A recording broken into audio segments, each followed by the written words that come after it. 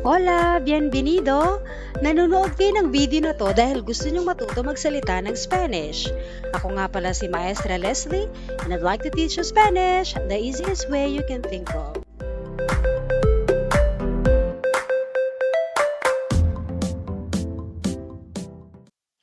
Welcome back to my channel. As always, we are going to learn more vocabularies and easy sentences constructions.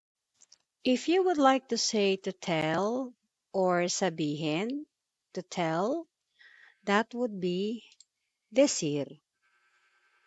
Decir.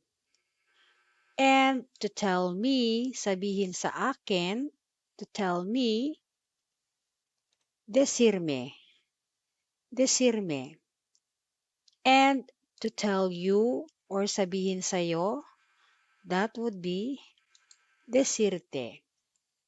Decirte. So we have decirme to tell me and decirte to tell you. How about I want to tell you? I want to tell you, if you remember the verb I want from part 1. Gusto ko sabihin sa'yo. Quiero decirte. Quiero decirte. If you would like to say something or bagay, that's algo. Algo.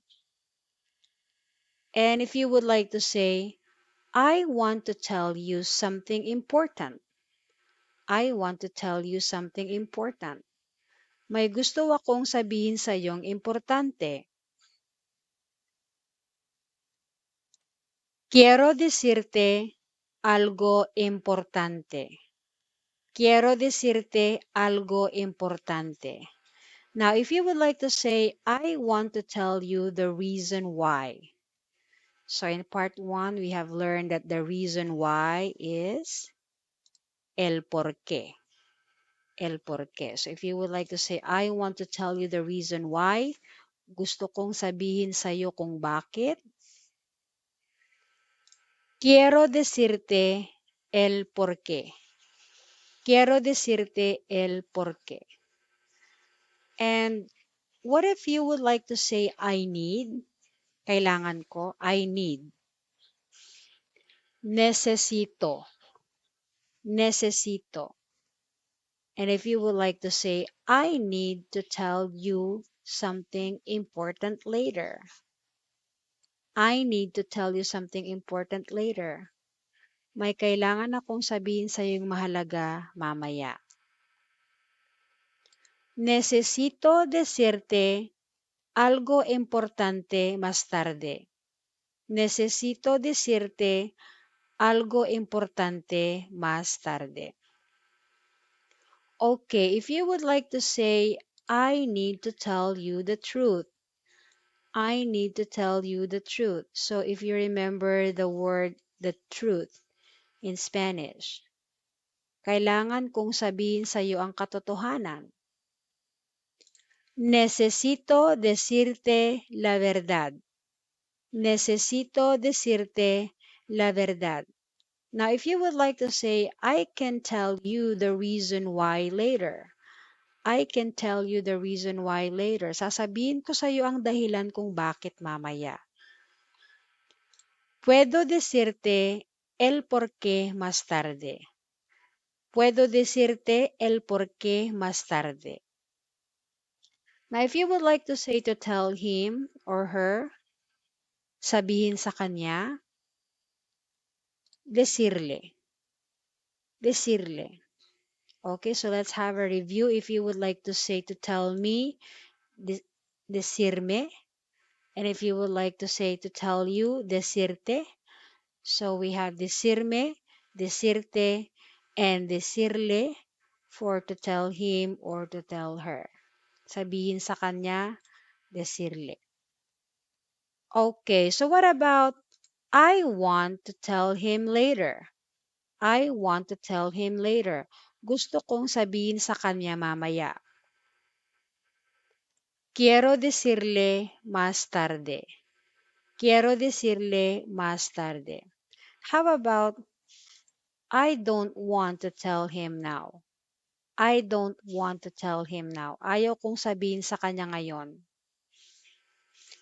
No quiero decirle ahora. No quiero decirle ahora. What about you want? Gusto mo? ¿Quieres?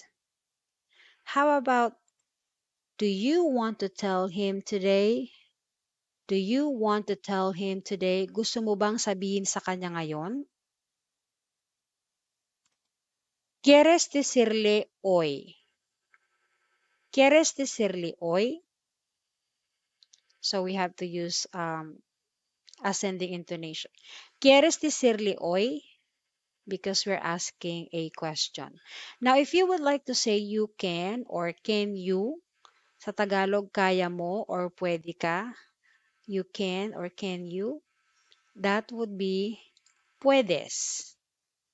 Puedes. Now, if you would like to say, can you tell her tomorrow? Can you tell her tomorrow? Pwede mo bang sabihin sa kanya bukas? ¿Puedes decirle mañana? ¿Puedes decirle mañana? How about, can you tell her for me tomorrow?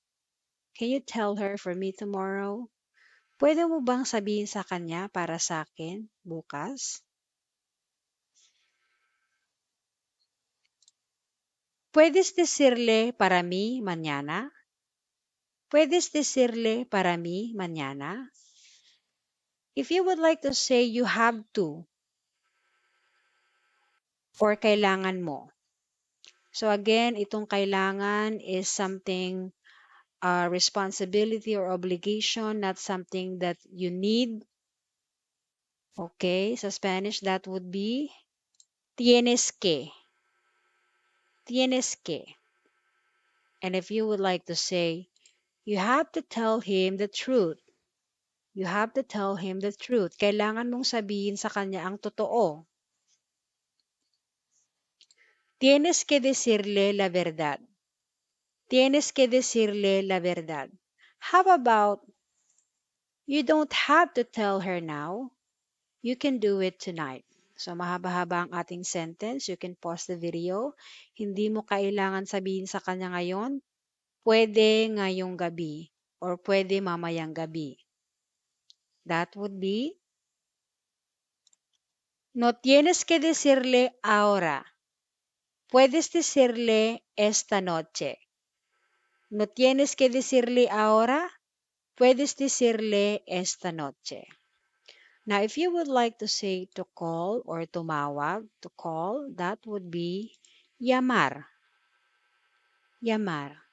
And to call me, tawagan ako, llamarme. Llamarme. How about, you have to call me? You have to call me. Kailangan mo kong tawagan. Tienes que llamarme.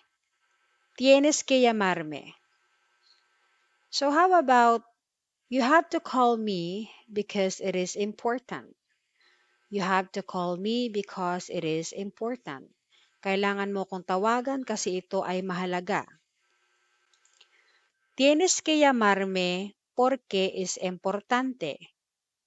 Tienes que llamarme porque es importante. And to call you, tawagan ka, that would be llamarte. Llamarte. And how would you say, I need to call you tonight? I need to call you tonight. Kailangan tawagan kita ngayong gabi. Necesito llamarte esta noche. Necesito llamarte esta noche. What about, I can't call you now? Hindi kita matawagan ngayon. I can't call you now. That would be, no puedo llamarte ahora. No puedo llamarte ahora. Sa Spanish, if you would like to say, I'm busy, marami akong ginagawa, I'm busy, you would say, estoy ocupada. Estoy ocupada. But if you are a male, you have to say, estoy ocupado. Sa lalaki, ocupado. Sa babae, ocupada. If you would like to say, I can't call you now because I'm busy. I can't call you now because I'm busy. Hindi kita matawagan ngayon kasi marami akong ginagawa. No puedo llamarte ahora porque estoy ocupada. No puedo llamarte ahora porque estoy ocupada. How would you say, I can call you now if you want. I can call you now if you want. Pwede kitang tawagan ngayon kung gusto mo. Puedo llamarte ahora si quieres. Puedo llamarte ahora si quieres. How about to call him or to call her? Tawagan siya. Llamarle. Llamarle. How about I have to call her? I have to call her. Kailangan ko siyang tawagan. Tengo que llamarle. Tengo que llamarle. What about it is important and I want to call her tonight? It is important and I want to call her tonight. Again, you can pause the video if you would like to translate it. Ito ay mahalaga at gusto ko siyang tawagan ngayong gabi. Es importante y quiero llamarle esta noche. Es importante y quiero llamarle esta noche. How about you have to call him? You have to call him. Kailangan mo siyang tawagan. Tienes que llamarle. Tienes que llamarle. What about you have to call him later? You have to call him later. Kailangan mo siyang tawagan mamaya. Tienes que llamarle más tarde. Tienes que llamarle más tarde.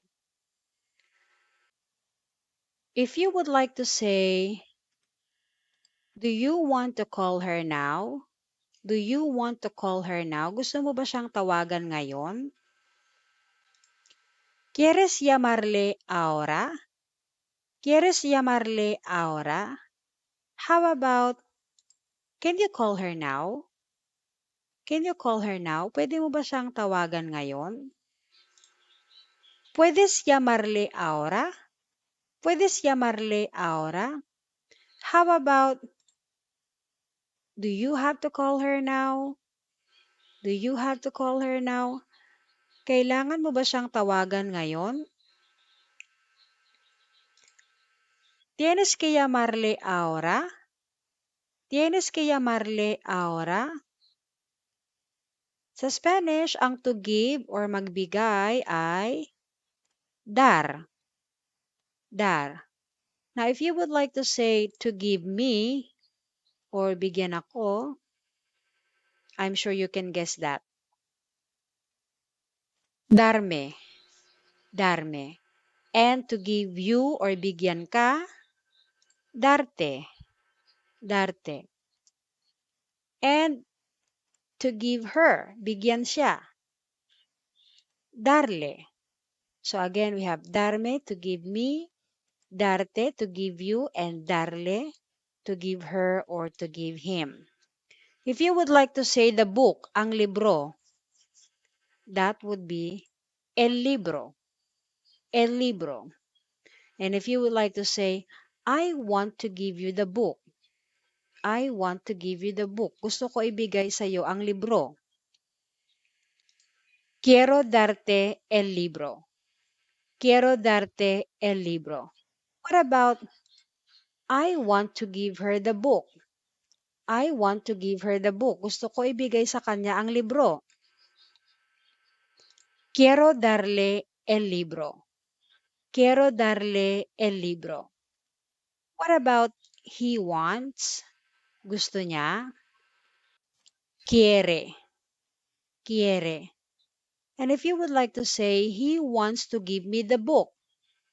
He wants to give me the book. Gusto niya ibigay sa akin ang libro.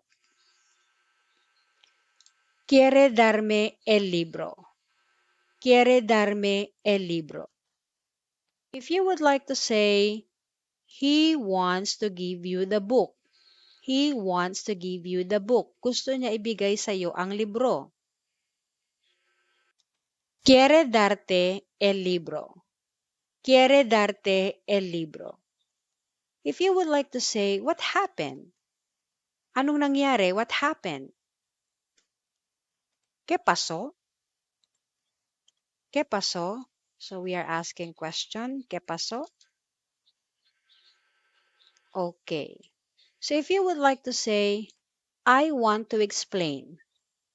I want to explain. Gusto ko magpaliwanag. That would be quiero explicar. Quiero explicar. If you would like to say, I want to explain what happened. I want to explain what happened. Gusto ko magpaliwanag kung anong nangyari. So, dapat wala siyang question mark. That would be, quiero explicar qué pasó. Quiero explicar qué pasó. So, sa Spanish, ang yesterday or kahapon, that would be ayer. Ayer. How about, I want to explain what happened yesterday. I want to explain what happened yesterday. Gusto ko magpaliwanag kung anong nangyari kahapon. Bakit siya may question mark? Dapat wala. Okay. So, that would be, quiero explicar qué pasó ayer. Quiero explicar qué pasó ayer. Okay, so what about, she doesn't want? She doesn't want. Hindi niya gusto. No quiere. No quiere. Okay, ang last night sa Spanish or kagabi, anoche. Anoche. What about, you have to tell me what happened last night. You have to tell me what happened last night. Kailangan mo sabihin sa akin kung anong nangyari kagabi. Tienes que decirme qué pasó anoche. Tienes que decirme qué pasó anoche. What about, and I want the truth. And I want the truth. At gusto ko yung totoo. Y quiero la verdad. Y quiero la verdad. Okay, so we have longer sentence here. Let's make it harder. So what about, you have to tell me what happened last night, and I want the truth. You have to tell me what happened last night, and I want the truth. Again, you can pause the video if you would like to translate the sentence. Kailangan mo sabihin sa akin kung anong nangyari kagabi at gusto ko yung totoo. Tienes que decirme qué pasó anoche y quiero la verdad. Tienes que decirme qué pasó anoche y quiero la verdad. What about, you have to tell him the truth tonight. You have to tell him the truth tonight. Kailangan mo sabihin sa kanya ang totoo ngayong gabi. Tienes que decirle la verdad esta noche. Tienes que decirle la verdad esta noche. How about, you have to know?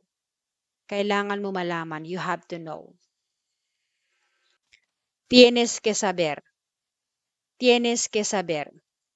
What about, you must know what happened yesterday? You must know what happened yesterday. Kailangan mo malaman kung anong nangyari kahapon. Tienes que saber qué pasó ayer. Tienes que saber qué pasó ayer. Okay, so if you would like to say, it's okay, ayos lang, that would be, está bien. Está bien. Now, how about, it's okay. You can tell him what happened last night. He wants to know. It's okay. You can tell him what happened last night. He wants to know. Ayos lang. Pwede mong sabihin kung anong nangyari kahapon. Gusto niya malaman. Está bien. Puedes decirle qué pasó anoche. Quiere saber. Está bien. Puedes decirle qué pasó anoche. Quiere saber. If you would like to say he doesn't want, ayaw niya. No quiere. No quiere. How about he doesn't want to tell you what happened? He doesn't want to tell you what happened. Ayaw niya sabihin sa'yo ang nangyari. No quiere decirte qué pasó. No quiere decirte qué pasó. Okay, sa Spanish, if you would like to say I know, alam ko, that would be sé. Sé. I know what happened and it's fine. Alam ko ang nangyari at ayos lang. Sé que pasó y está bien. Sé que pasó y está bien. Now, if you would like to say, it's fine if you can't do it for me today. It's fine if you can't do it for me today. Ayos lang kung hindi mo kayang gawin para sa akin ngayon. That would be, está bien si no puedes hacerlo para mí hoy. Está bien si no puedes hacerlo para mí hoy. Okay, sa Spanish, ang was or ay fue. Fue. Fue. Now, if you would like to say, what happened yesterday was very important. What happened yesterday was very important. Ang nangyari kahapon ay mahalaga. ¿Qué pasó ayer? Fue muy importante. ¿Qué pasó ayer? Fue muy importante.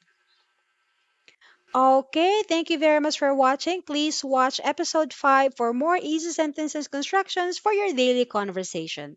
Ciao! If you would like to have more lessons like this, please comment below and subscribe to my channel, Maestra Leslie. Please know that in Spanish, there are lots of opportunities as it shows on the next video. Enjoy!